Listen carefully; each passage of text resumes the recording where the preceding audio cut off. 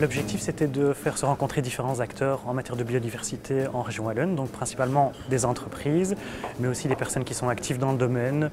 Le but étant de partager des expériences, montrer ce qui se fait, étant donné que la problématique de la biodiversité en entreprise, c'est pas toujours quelque chose de prioritaire pour les chefs d'entreprise. Alors ça peut être très simple et gérer de manière durable ces aménagements, ces bords d'entreprise, c'est pas forcément plus cher que les gérer de manière traditionnelle, conventionnelle, un peu plus intensive. Ça joue aussi sur l'image de marque vis-à-vis des clients, mais aussi vis-à-vis des travailleurs au sein de l'entreprise. Ça peut améliorer le cadre de vie, donc ce sont tous des arguments qui peuvent être intéressants et pertinents et qui peuvent faire mouche auprès d'un chef d'entreprise.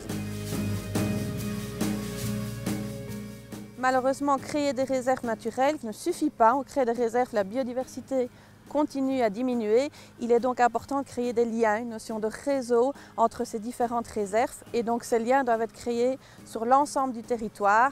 Donc cette nature qu'on peut trouver dans les zonings fait vraiment partie d'un tout, fait partie d'une matrice, d'un réseau de sauvegarde de la biodiversité.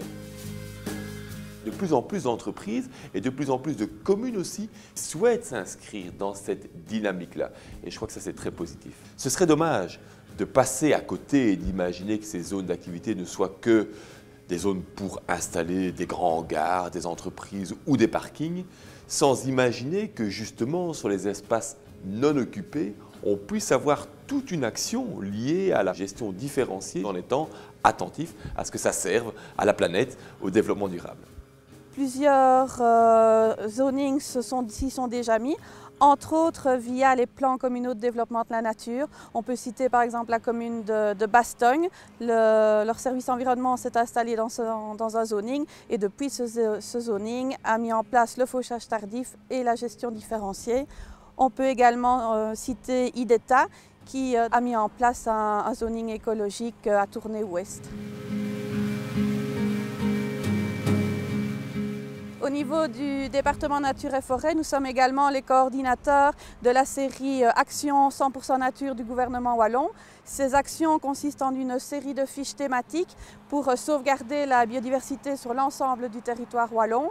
Une de ces fiches consiste à la mise en place de zoning nature et donc la gestion différenciée est un des premières actions à mettre en place dans ces zonings nature.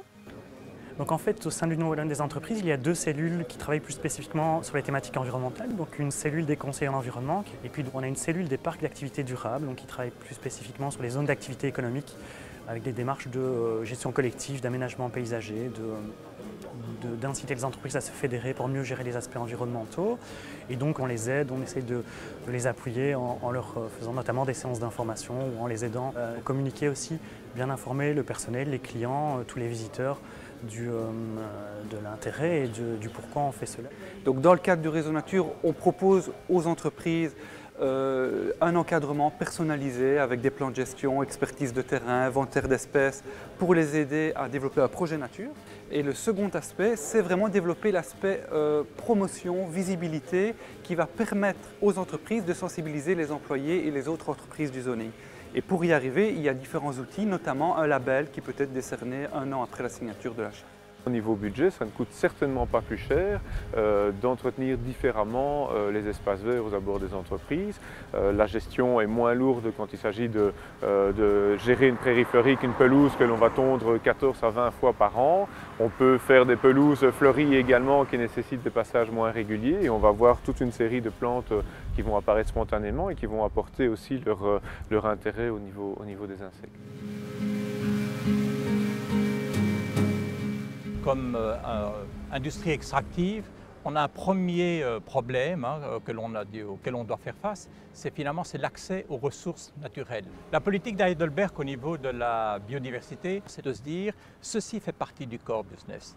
Et donc alors à ce moment-là, on a donné à chaque responsable de carrière non seulement des objectifs, je dirais, en termes de production à atteindre, mais également en termes de biodiversité, d'indices à devoir trouver, je ne sais pas moi, le nombre d'espèces que l'on va retrouver sur le site, qui doit pouvoir progresser et ainsi de suite. On a lancé l'année passée un programme qui est un concours international de façon à pouvoir créer une communauté d'experts qui vont pouvoir se pencher sur la biodiversité dans les carrières et pouvoir nous aider à comprendre et à pouvoir mesurer cette biodiversité.